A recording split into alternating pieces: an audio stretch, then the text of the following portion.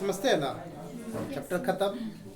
ठीक है, लेकिन पदार्थ जो होता है वो क्या चीज से बना होता है? तो पदार्थ छोटे छोटे कण से बना होता है। पदार्थ जो होते हैं वो छोटे छोटे क्या होते हैं? कण से, पार्टिकल से बने होते हैं। हाँ, अब इसमें देखिए पदार्थ कण से बने होते हैं, तो कोई पदार्थ ऐसा लगता है कि तरल रहे, यानी कि हवा या जल, दोनों ही तरल है, याद रखिएगा। कुछ जो है वो गैसेस के रूप में रहते हैं, कुछ पदार्थ किस रूप में रहते हैं? ठोस के रूप में रहते हैं, और कुछ द्रव के रूप में रहते हैं। बात आती है कि कोई भी पदार्थ जो ठोस के रूप में है, द्रव के रूप में है या गैस के रूप में है, किसी भी रूप में है, वो उस रूप में है क्यों? उस रूप में है क्यों? ठोस में है तो क्यों है? कभी सोचे? तो ठोस में यदि कोई पदार्थ है तो उसके पार्टिकल्स काफी करीब हैं। उसमें जो पार्टिकल्स हैं वो क्या है? काफी करीब है, सघन है उसके पार्टिकल्स। ठीक है, जैसे मान लो लोहे का आप एक टुकड़ा लेते हो, लोहे का आप एक टुकड़ा लेते हो, तो लोहे के टुकड़े में लोहे का जो पार्टिकल्स है वो काफी घना घना रहता है। और आप लेके आते हो फोम, एक क्या लेके आते हो? फोम। फोम तो जानते ही हैं आप लोग। तो फोम लेकर के आए, तो क्या फोम जो होगा, जो फोम होगा उसके पार्टिकल्स को आसान, अच्छा फोम को काटना और लोहे को आप काटो, दोनों में से कौन कटेगा आसानी से? फोम। तो क्या फोम का पार्टिकल्स पास पास है कि दूर दूर है? फोम के पार्टिकल्स, आपको ऐसा महसूस होगा कि फोम के पार्टिकल्स के बीच गैप है। अगर आप उसको दबाओगे ना, दब जाएगा, एयर भरा हुआ उसके। तो यदि ठोस का वास्तविक रूप में ठोस होना यह बतलाता है कि उसके आसपास जो पार्टिकल्स, उसके जो पार्टिकल्स हैं वो काफी सटे सटे घने हैं उसमें पार्टिकल्स, तभी वो ठोस। जिसके पार्टिकल्स घने नहीं रहेंगे वो किस अवस्था में रहेंगे? द्रव अवस्था। किस अवस्था में रहेंगे? द्रव अवस्था। और भी दूर दूर रहेंगे तो वो किस अवस्था में आ जाएंगे? गैसीय अवस्था। क्यों आ गया? क्योंकि पार्टिकल्स काफी दूर दूर है। पार्टिकल्स क्या है? काफी दूर दूर है। मूल रूप से पदार्थ की 3 अवस्थाएं होती है। पदार्थ की कितनी अवस्था होती है? 3। ठीक है ना? कौन कौन सा भाई? ये पढ़े हम लोग बचपन में ही ना, कि इधर पढ़े हो? इधर पढ़े हो कि बचपन में पढ़े हो? बताओ। इधर पढ़े हो?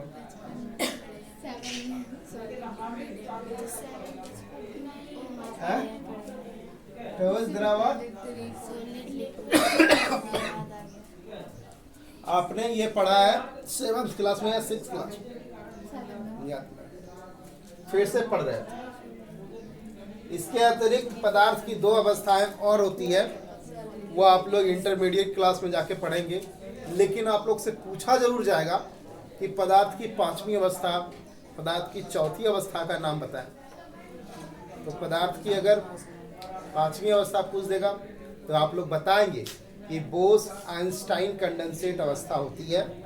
और यदि आपसे पूछा जाए कि पदार्थ की 4थी अवस्था का बताएं तो आप क्या बताएंगे?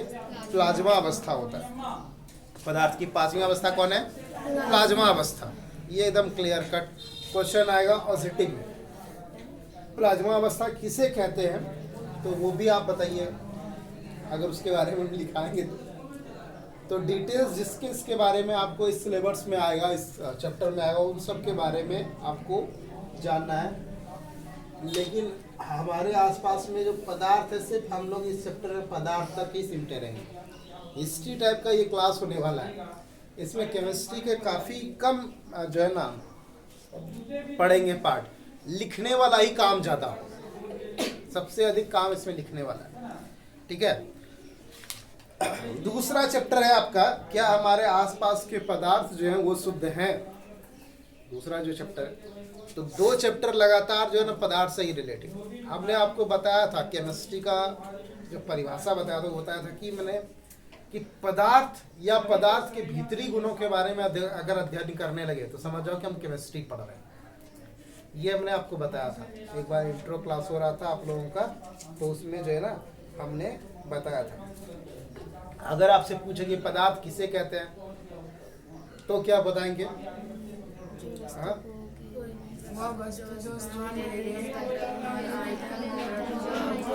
ये तो कोरस में बोल दिया। जिसमें द्रव्यमान हो, जो स्थान घेरे, जो रुकावट डाल सके, जिसे हम अपनी ज्ञानेंद्रियों के द्वारा अनुभव कर सकते हैं, वो सब क्या है? पदार्थ है। वो सब क्या है? पदार्थ है। ये आप लोगों को पहले भी लिखाया गया है। अगर लिखाया गया है तो ठीक है। अच्छा, क्या सभी चीजें पदार्थ हो सकती है? क्या सभी चीजें पदार्थ हो सकती है? या जो स्थान ना घेरे वो पदार्थ हो सकता है? जो स्थान ना घेरे वो पदार्थ हो सकता है क्या? बताओ। इसमें बहुत सारे शब्द आते हैं, जैसे मिठास बताए थे, प्रेम, मित्रता, शत्रुता, घमंड, ये सब शब्द है। क्या ये सब पदार्थ है? ये सभी पदार्थ नहीं है, बिल्कुल नहीं है। क्यों नहीं है भाई? क्यों नहीं है? क्योंकि ये सभी स्थान ना तो घेर रहा है, ना इसमें रुकावट है, ना अवरोध डाल रहा है, ठीक है ना? ऐसा कुछ भी नहीं बना। अब आता है वस्तु। क्या आता है? वस्तु। देखिए होइएगा कि डेफिनेशन के दौरान में कभी कभी लिखाए होंगे हमने कि वस्तु किसको कहते हैं, कोई बताएंगे? वस्तु हमेशा पदार्थ से मिलकर के बना होता है। वस्तु हमेशा किससे मिलकर के बना होता है? पदार्थ से मिलकर के। स्पेशली हम लिखाएंगे नहीं, याद रखिएगा, मौका मिले तो लिख देना, ठीक है? वस्तु जो होते हैं वो किससे बने होते हैं? पदार्थ से मिलकर के बने। पदार्थ से ही वस्तु का निर्माण होता है। जिस पदार्थ का आप उपयोग करने लगते हो, नॉर्मली जिस पदार्थ का आप क्या करने लगते हैं? उपयोग करने लगते हैं, उसी पदार्थ को हम लोग क्या कहते हैं? वस्तु कहते हैं। अब जैसे ये बुक है, ये पदार्थ से बना है, लेकिन ये क्या है भाई? वस्तु है। ये क्या है? वस्तु है, क्योंकि हम इसका यूज करने लगे। तो ब्रह्मांड में जितनी भी चीजें हैं, यदि आप उसका यूज करते हो, उपयोग करते हो, वो वस्तु हो जाता है। अगर उपयोग नहीं कर रहे तो वो पदार्थ, ठीक है? सभी पदार्थों का आप उपयोग नहीं करते। सभी पदार्थों का उपयोग करते हैं क्या? नहीं करते। लेकिन जिस पदार्थ का आप उपयोग करने लगते हैं अपने दैनिक जीवन में, सबको बोलते हैं यार ये वस्तु लाना, वो वस्तु लाना, ये वस्तु लाना, ठीक है? तो इस तरह से बोल सकते हैं कि उपयोगी पदार्थ जो है ना वो वस्तु कहला सकता है। अब यहाँ पर है कि ये जो पदार्थ बने होते हैं वो किन चीज़ों से बने होते हैं? हमारी जो बुनियाद है, कोई भी पदार्थ यदि बना है तो किन चीज़ों से बना है? तो बहुत पुराने वैज्ञानिक थे हमारे देश के दार्शनिक, भारत के तथा यूनानी बहुत सारे दार्शनिक थे। उनके अनुसार जो पदार्थ होते हैं वो मूलतः 5 तत्वों से मिलकर के बना होता है। मूलतः कितने तत्वों से मिलकर के बना होता है? 5 तत्व से मिलकर के बना होता है। उनका ये डिफिनेशन। कौन सा? तो बोला गया वायु। पहला क्या बोला गया? वायु, पृथ्वी, अग्नि, जल, आकाश से बनी वस्तु है। बोला गया क्षिति, जल, पावक, गगन, समीरा। बोलता है ऐसे कैसे बोला जाता है? क्षिति, जल, पावक, गगन, समीरा। जैसे बोलता है मानव शरीर जो है ना इन 5 तत्वों से मिलकर के बना। मानव शरीर वो कौन सा? क्षिति। क्षिति मतलब बताइए, क्षिति मतलब क्या होता है? अभी तुरंत बोले। क्षिति मतलब होता है पृथ्वी। क्षिति मतलब क्या होता है? पृथ्वी। क्षिति। जल, जल तो पानी समझते ही। पावक, पावक मतलब अग्नि। पावक मतलब अग्नि। क्षिति, जल, पावक, गगन, समीरा। समीरा मतलब, समीर मतलब पवन। समीर, समीर का मतलब, समीर का मतलब हवा, ठीक है ना? और समीरा तो कितने हो गए भाई? 5 हो गए। गगन मतलब तो समझते ही, क्षिति, जल, पावक, गगन, समीरा। 5 तत्व से बनल शरीर। भोजपुरी टोन में आ गया। ठीक है। 5 तत्व से ही हमारा शरीर का निर्माण हुआ है, सिर्फ मिट्टी से हमारे शरीर का निर्माण नहीं हुआ है, ठीक है ना। हम लोगों का निर्माण जो है 5 तत्वों से मिलकर के हुआ है। इन 5 तत्वों को समाहित किए हुए हम लोग अभी हमारे शरीर में ये 5 तत्व, आपके अंदर में हीट एनर्जी भी है, जहाँ वैक्यूम है, खाली है, वहाँ पर हवा भी है, पानी तो है ही, ब्लड के रूप में, ब्लड में जो है 99% क्या है, लगभग आपका क्या है, पानी ही है, ठीक है ना, जल ही है। अग्नि बोला जाता है, आपके अंदर में हीट एनर्जी भी है, ऐसा ही नहीं है आपका निर्माण हुआ, ठीक है ना। चिति यानी कि कुछ मिट्टी के अंश भी हैं आपके शरीर में, ऐसा नहीं है कि नहीं है। तो ये कहा गया था कब, बहुत पहले कहा गया था। पदार्थ जो होते हैं ना, वो मूल रूप से 2 गुण को लेकर के आते हैं। कितने गुण को लेकर के आते हैं? 2 गुण को मूल रूप से। एक होता है ऐसा गुण जो कि आपको कैसा दिखे, बाह्य गुण, बाहरी गुण। कैसा? बाहरी गुण। एक कौन सा होता है? बाहरी गुण। और एक होता है बाह्य गुण। बाहरी गुण का मतलब बाह्य गुण, और एक होता है आंतरिक नेचर का आंतरिक गुण। एक क्या होता है? आंतरिक गुण। तो 2 होता है, एक बाह्य जिसको बाहरी बोलते हैं, और एक होता है आंतरिक भीतरी गुण। 2 गुण होता है पदार्थ। बाहर से कैसा दिख रहा है भाई, वो बताना है, और इंटरनली उसका संरचना कैसा है, स्ट्रक्चर कैसा है, उन सब के बारे में, ठीक है। अब देखिए कि भौतिक अवस्था के आधार पर बाहरी गुण में हम क्या देखते हैं? भौतिक अवस्था देखते हैं। बाहरी गुण में हम क्या देखते हैं? भौतिक अवस्था देखते हैं। तो भौतिक अवस्था के आधार पर जो है ना, पदार्थों को डिवाइड किया, पदार्थ को बांटा गया, ठीक है। बोला गया कि प्रत्येक पदार्थ जो होते हैं वो कणों से मिलकर के बना होता है। सही बात है कि नहीं? प्रत्येक पदार्थ जो होता है वो छोटे छोटे कणों से मिलकर के बना होता है। ये उसका भौतिक अवस्था के बारे में बताया गया कि प्रत्येक पदार्थ जो होते हैं वो किससे बने होते हैं? छोटे छोटे कणों से मिलकर के बने होते हैं।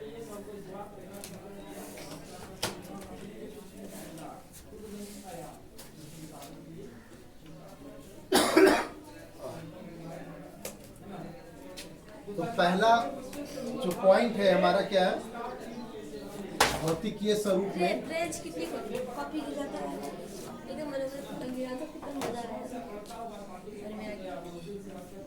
पदार्थ कणों से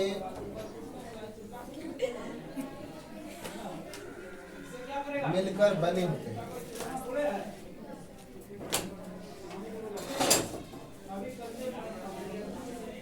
पदार्थ क्या होते हैं? कणों से मिलकर बने होते हैं। एक कण तो होगा नहीं, बहुत सारे कण होंगे। एक कण नहीं होगा, बहुत सारे कण होंगे, ठीक है। दूसरा इसमें क्या है, इंपॉर्टेंस रखता है रोल, वो है हमारा कि पदार्थ जो होते हैं, पदार्थ के ये कण छोटे छोटे होते हैं। तो पदार्थ के प्रत्येक कण जो है ना, वो क्या होता है? छोटे छोटे कण से मिलकर के। तो यहाँ पर भी आप लिख सकते थे, पदार्थ छोटे छोटे कणों से मिलकर के बने होते हैं। एक ही पॉइंट में लिपट जाता है वो, ठीक है। उसको देखने के लिए, उसको महसूस करने के लिए कि पदार्थ जो है वो छोटे छोटे कणों से मिलकर बने होते हैं। आप क्या करोगे? कोई ठोस पदार्थ लाए, जैसे ईंटा लाए, आप उसको चूर करके देखो, वो छोटे छोटे पार्टिकल से ही ज्वाइंट करके क्या होता है? बना होता है, ठीक है। इससे पता चल जाएगा। पदार्थ के जो कण होते हैं उसके बीच हमेशा गतियां होती है, निरंतर गति होता है, कंटिन्यूअसली। पदार्थ के कणों के बीच क्या होता है? निरंतर गति होती रहता है, ठीक है। तो ये गति कैसे समझेंगे कि गति होता ही है? बताओ। इसको समझने का एक ही तरीका है। अच्छे से अगर समझना है तो पदार्थ, चूंकि पदार्थ जो है ना वायु भी है, वायु गति करती है। जब वायु गति कर सकती है तो इसका मतलब द्रव के पार्टिकल्स भी गति करते होंगे। और उसी आधार पर हम लोग ये समझ लेंगे कि ठोस के पार्टिकल्स भी क्या कर रहे होंगे, गति कर रहे होंगे। हाँ, नहीं समझ में आया? बोला गया कि पदार्थ के जो छोटे छोटे कण होते हैं, पदार्थ का जो छोटा छोटा कण होता है, वे कण क्या करते हैं, आपस में गति करते रहते भाई, निरंतर गति में रहते पार्टिकल्स। कैसे समझेंगे भाई कि गति में रहते हैं? तो इसको समझने के लिए सबसे पहले हम बोले कि हवा देखो, पार्टिकल्स गति करते ही होंगे। यहाँ पे स्प्रे मारो, वहां तक सेंट आता है, इसका मतलब कोई ना कोई इसको लेकर के गया वहां तक। हाँ, पार्टिकल्स हिला। उसके बाद आता द्रव। द्रव द्रव के पार्टिकल्स गति कर रहे हैं, इसको समझने के लिए स्थिर जल है, मान लो उसमें कलर्स डाल दिए, वो कलर्स मिल जाएगा धीरे धीरे। हालांकि इस घटना को दूसरा नाम दिया गया है विसरण, इसका नाम दिया गया है विसरण। लेकिन ये होता है पदार्थ के कण अगर गति कर रहे हैं तभी हो रहा है। ठोस में भी गति होता है, लेकिन ठोस में जो गति होते हैं पार्टिकल्स के वो काफी कम, नगण्य मात्र होते हैं या कम होते हैं। इसलिए हमें पता नहीं चलता उसका, लेकिन इन दोनों का पता चल जाता है। रिक्त स्थान भी होते हैं पदार्थ के कणों के बीच, क्या होता है, रिक्त स्थान होता है। जिस पदार्थ को आप दबा दोगे ना, रिक्त स्थान था तभी वो दब गया, नहीं तो नहीं होता है। प्रत्येक पदार्थ छोटे छोटे कणों से मिलकर होते हैं, बने होते हैं। पदार्थ के कणों के बीच जो है कुछ रिक्त स्थान होते हैं। दूसरा पॉइंट इसका, पदार्थ के विशेषता ये हम बता रहे, पदार्थ के कणों के बीच क्या होता है, कुछ स्थान रहते, गैप रहता है, रिक्त स्थान जिसको बोलते हैं। दूसरा पॉइंट है। तीसरा कहता है कि पदार्थ के कण गति करते हैं। लिख लो, पदार्थ के कण क्या करते हैं, गति करते हैं। तो पदार्थ का कण जो है गति करता है, वो आप लिखेंगे। पदार्थ के कण क्या करते हैं, गति करते हैं। पदार्थ के कण गति करते हैं या गतिशील रहते हैं। इसको समझने के लिए मैंने बताया ही, हवा के बारे में बताया। पदार्थ के कण एक दूसरे को आकर्षित करते हैं, ये भी बात सही है, छूटेगा तो बोल देना। पदार्थ के कण जो है ना एक दूसरे को आकर्षित भी करते हैं। कैसे? अगर आकर्षित करके ज्वाइंट ना रहते तो ठोस जो है वो ठोस अवस्था में रहता ही नहीं। पदार्थ के कणों के बीच आकर्षण बल होता है। अगला पॉइंट क्या है? हाँ, अंतराण्विक आकर्षण बल। हम बोले लिखने के लिए, हम बोले पहला बोले कि प्रत्येक पदार्थ जो है ना वो छोटे छोटे कणों से मिलकर बने होते हैं, कणों से। दूसरा मैंने बोला कि पदार्थ के कणों के बीच क्या होता है, रिक्त स्थान होता है, ये ना बोला। तीसरा मैंने बोला कि पदार्थ के कण गतिशील होते हैं, ये भी बोला। अब चौथा पॉइंट हम बोल रहे हैं कि पदार्थ के कण एक दूसरे को क्या करते हैं, आकर्षित करते हैं, ये मैंने बोला। ये लिखना है पहले। अब तब वो बात आपका सही हो जाएगा कि पदार्थ के कणों के बीच लगने वाला आकर्षण बल जो है ना क्या कहलाता है, अंतराण्विक बल कहलाता है। पदार्थ के कणों के बीच लगने वाला आकर्षण बल क्या कहलाता है, अंतराण्विक बल कहलाता है। जो उसको अट्रैक्ट किए हुए रहता है उसको। लिख रहे हो? लिख लिया करो भाई।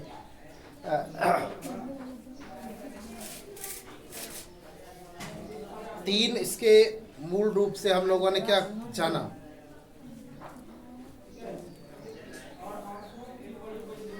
पदार्थ के कणों के बीच आकर्षण बल रहता है, ठीक है ना।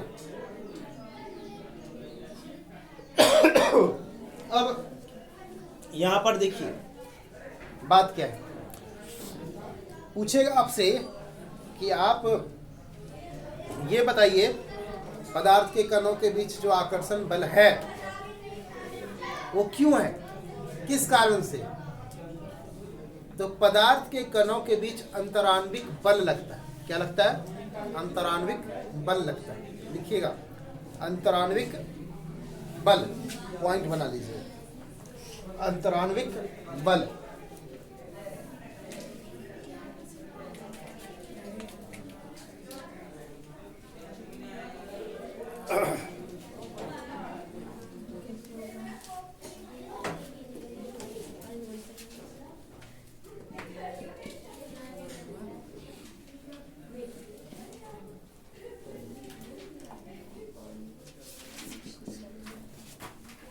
इसको इंटरमॉलिक्यूलर फोर्स बोलते हैं। पदार्थ के कणों के बीच में जो बल लगता है, जो उसको बांधे रखता है, उसको क्या बोलते हैं? अंतराण्विक बल बोलते हैं। इसे क्या बोलते हैं? अंतराण्विक बल बोलते हैं। लिख डालिए इसको। पदार्थ के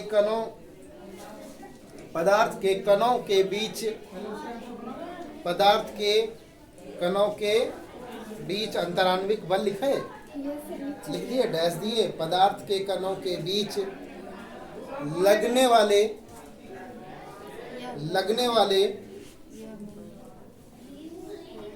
वाले आकर्षण बल जो उसे बांधे रखता है, आकर्षण बल जो उसे बांधे रखता है। यहीं पर था सर एक बुक, शायद यहाँ है ना, यही है ना, जो उसे क्या करता है? बांधे रखता है। लगने वाला यही बल बांधे रखता है। देखिए, कणों के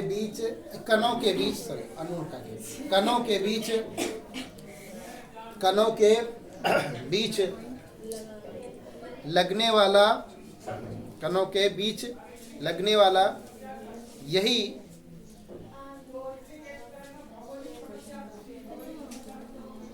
बल क्या कहलाता है? यही बल अंतराण्विक बल कहलाता है। अरे हम जब लिखाए, सिंपल सा समझो, जब हम लिखा रहे हैं तो थोड़ा सा लंबा तो हो ही गया, थोड़ा सा हो गया लंबा, तो क्या दिक्कत है?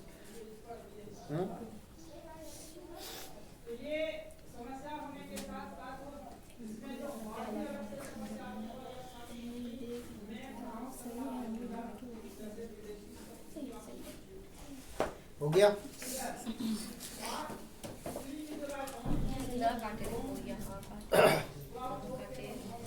हो जाए तो बोलिए।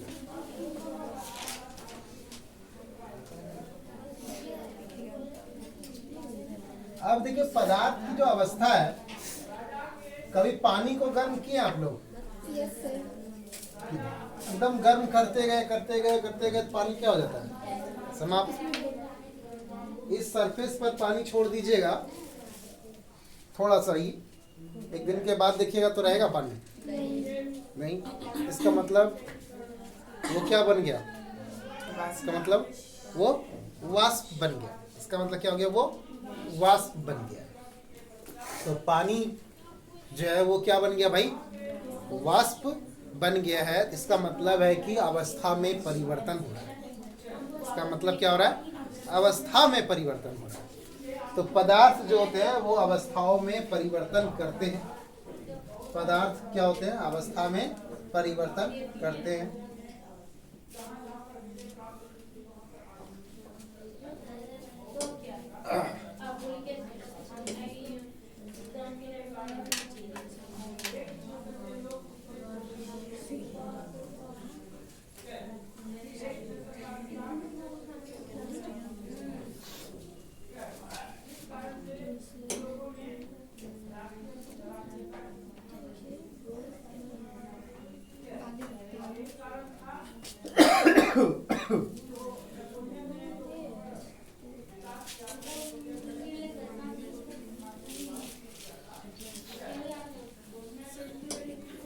अब देखो,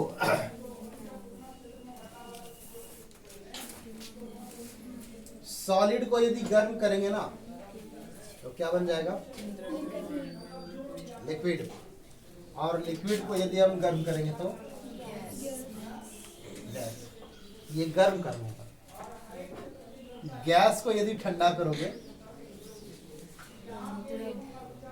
तो लिक्विड। हाँ, दबाना भी पड़ेगा गैस को, दो चीजें।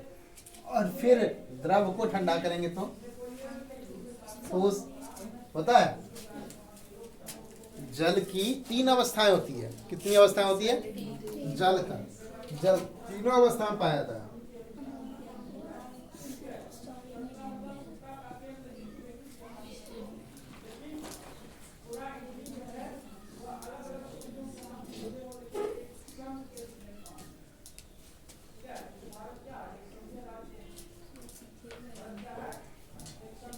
जल की 3 अवस्थाएं होती है। कौन कौन सा? ठोस, द्रव और गैस। ठोस, द्रव और गैस, ये आप लोग जानते हैं, पहले से पता है आप लोगों को। अब उसी अवस्था में देखो, मान लो कि वो सॉलिड में है। किसमें है? सॉलिड में, यानी बर्फ में। हाँ, ठोस अवस्था उसका क्या कहलाता है? बर्फ कहलाता है। तो वो है सॉलिड में। अब उसको आप कर दिए गर्म तो बन जाएगा क्या? लिक्विड। और फिर से आप उसको कर दिए गर्म, क्या बन जाएगा? गैस। तो पदार्थ की 3 अवस्था को यहाँ पर आसानी से समझ रहे हैं कैसे क्या हो रहा होगा। ठीक है, ये चीजें चलती रहती है। ये चीजें जो चली तो ये क्या कर रहे हैं आप भाई? जब गर्म कर रहे हो तब हो रहा है नहीं?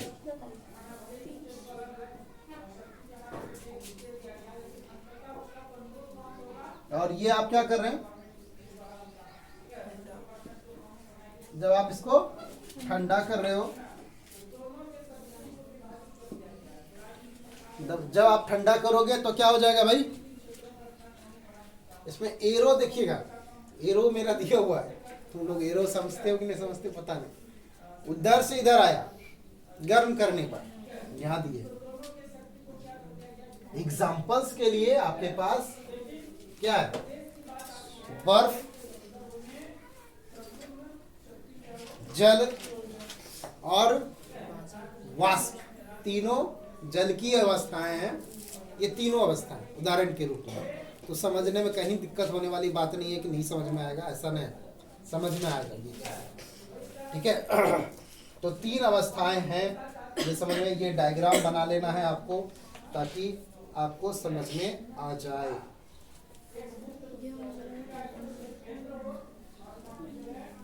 अच्छा, एक तो चीज बोलना रहे, ठंडा का स्पेलिंग गलत है, सही है? सही है, ठंडा सही है। हाँ, सही है। सही है।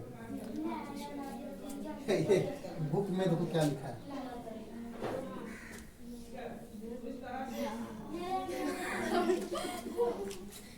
नहीं बिलीव होगा, देखो।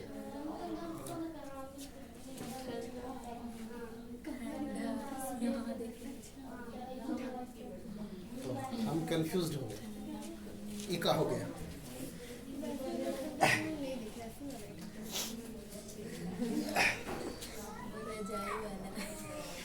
हाँ,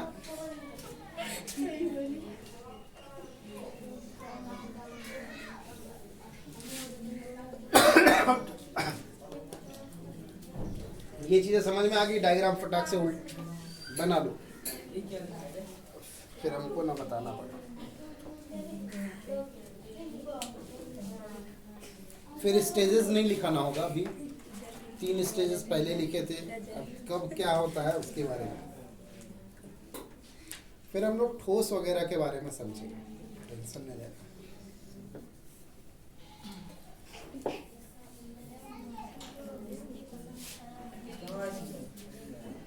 गया। अब सबसे पहले आते हैं ठोस के बारे में जानते हैं। किसके बारे में? ठोस के। हम लिखा दिए क्या रे?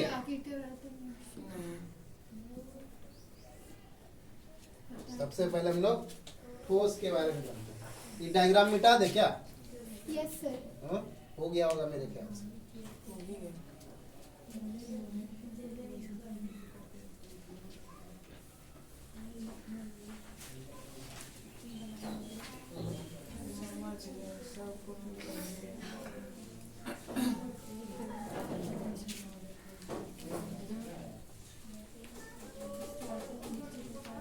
ठोस किसे कहते हैं?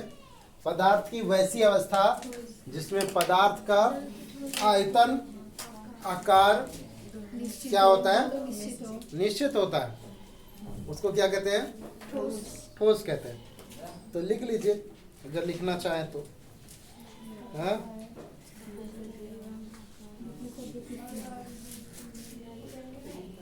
हाँ लिखना चाहे तो लिख लो, नहीं लिखना चाहो तो मत लिखो। ठोस का याद है, लिख दो, सब लिखो। पदार्थ की वैसी अवस्था जिसमें उसके आकार तथा आयतन दोनों निश्चित होते हैं। पदार्थ की वैसी अवस्था जिसमें पदार्थ के आकार एवं आयतन दोनों ही निश्चित होते हैं, दोनों ही निश्चित होते हैं, दोनों ही निश्चित होते हैं, क्या कहलाते हैं? ठोस कहलाते हैं। पदार्थ की ऐसी अवस्था जिसमें आकार तथा आयतन दोनों ही निश्चित होते हैं, क्या कहलाते हैं? ठोस कहलाते हैं। अब हमसे एग्जाम्पल मत पूछ लियो, नहीं तो हम बताते आपको ईंट लिखना, पत्थर लिखना, अब बड़े बड़े चट्टान लिखना।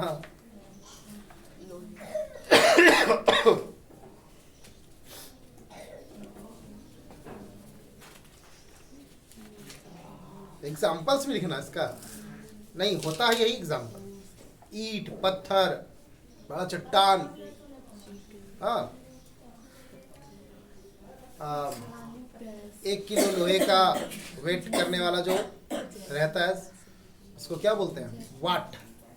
हाँ, यूज करते हैं उसको, और वाट दियो तो, लेकिन हम लोग जब फिजिक्स में पढ़ेंगे तो अलग ही उसका नाम है, वाट किसको कहते हैं पता चलेगा। शक्ति का ऐसा ही मात्रक होता है वाट। ठोस का गुण, ठोस का गुण अगर कहे लिखने के लिए, लिखो ठोस के गुण, लिखो नीचे ठोस के गुण, ठोस के गुण।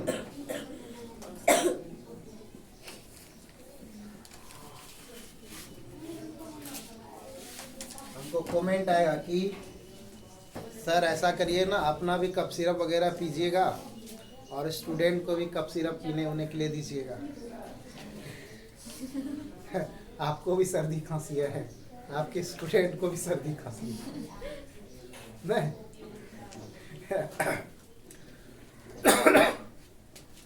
तो ठोस के गुण क्या है? इसका आकार निश्चित होता है। पहला देखो, इसका आकार क्या होता है? निश्चित होता है। इसका आकार निश्चित होता है।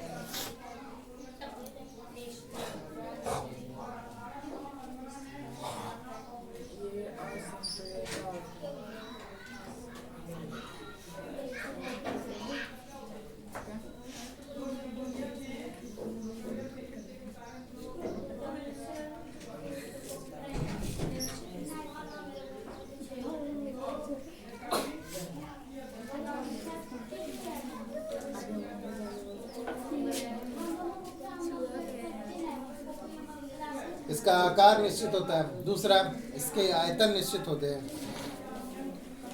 दूसरा, इसके आयतन निश्चित होते हैं।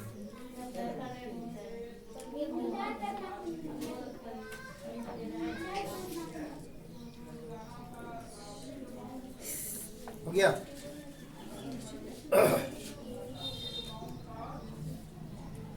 इसके जो घनत्व होते हैं ना वो उच्च होते हैं।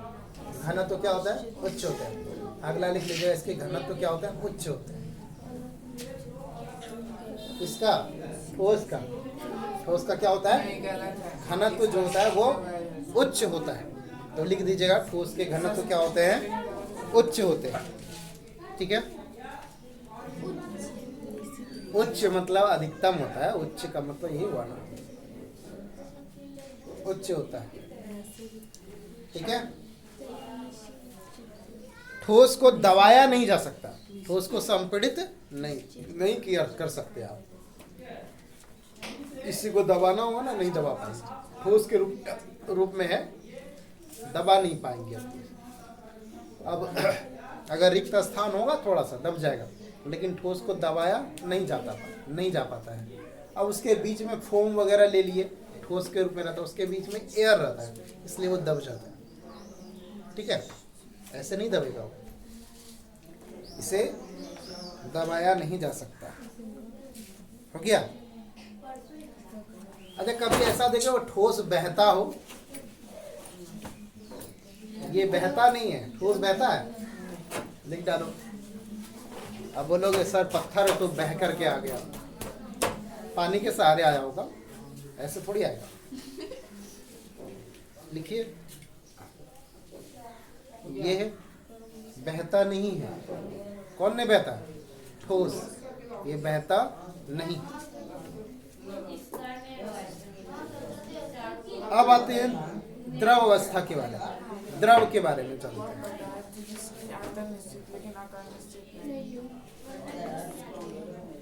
द्रव के बारे में कौन बताएंगे? द्रव के बारे में लिखी? तुम नहीं लिखी? लिख लेना, याद ऐसे भी हो जाएगा क्लास में, लेकिन लिख लेना। अब किसके बारे में? द्रव अवस्था के बारे में। द्रव किसे कहते हैं? तो लिखिए, द्रव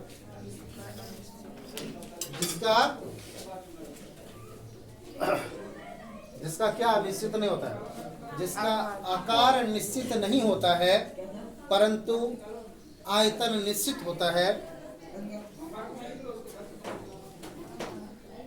जिसका आकार निश्चित नहीं होता है परंतु आयतन निश्चित होता है,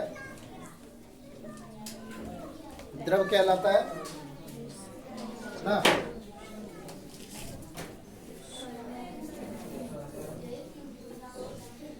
अरे बहुत जगह पे हम जो है ना द्रव्य लिख दिए होंगे, द्रव नहीं लिखे होंगे, सॉरी गलती हुआ है हमसे।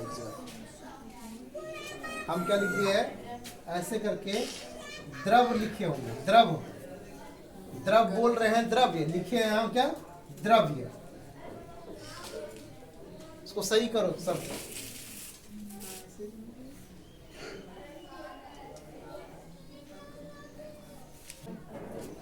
द्रव, ठीक है ना।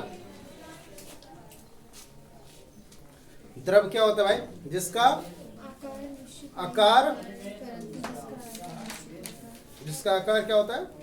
निश्चित नहीं होता है, आयतन निश्चित। जिसका आकार अनिश्चित होता है तथा आयतन निश्चित होता है, क्या कहलाता है? द्रव कहलाता है। पदार्थ की वैसी अवस्था, पदार्थ की वैसी अवस्था जिसमें पदार्थ का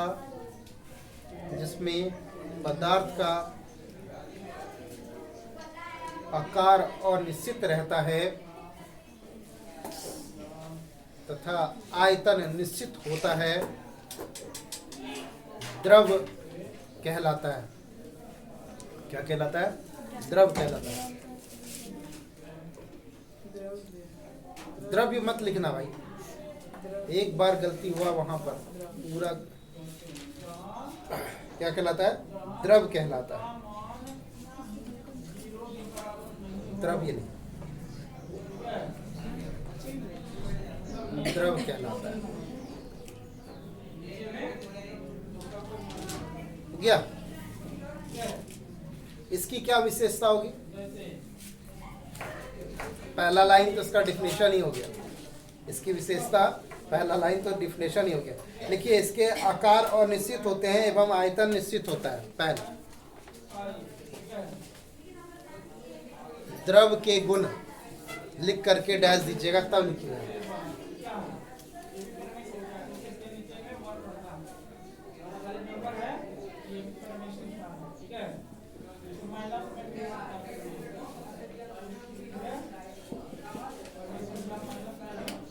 द्रव के गुण क्या होता है इसका? इसके आकार अनिश्चित होते हैं, और आयतन क्या होता है? निश्चित होता है। आयतन क्या होता है? निश्चित होता है। ठीक है।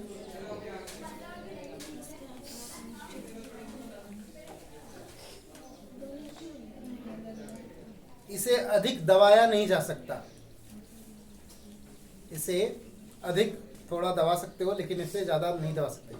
इसे अधिक दबाया नहीं जा सकता। दूसरा पॉइंट, इसे अधिक दबाया नहीं जा सकता। इसे अधिक दबाया नहीं जा सकता।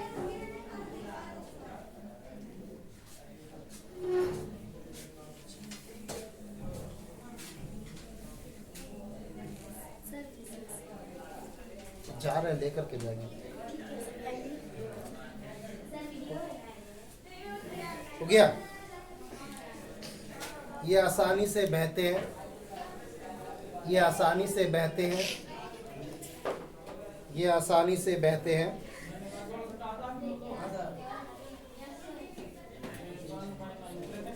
इसका घनत्व प्रायः ठोस की अपेक्षा कम है। इसका घनत्व, अगला, इसका घनत्व प्रायः ठोस की अपेक्षा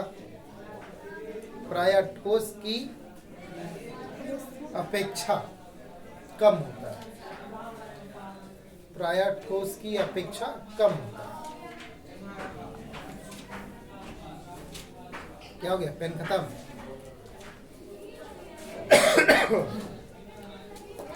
43 मिनट का क्लास है ये। इसमें एक जगह पे मिस्टेक हो गया, हमको बहुत कट मारना पड़ेगा।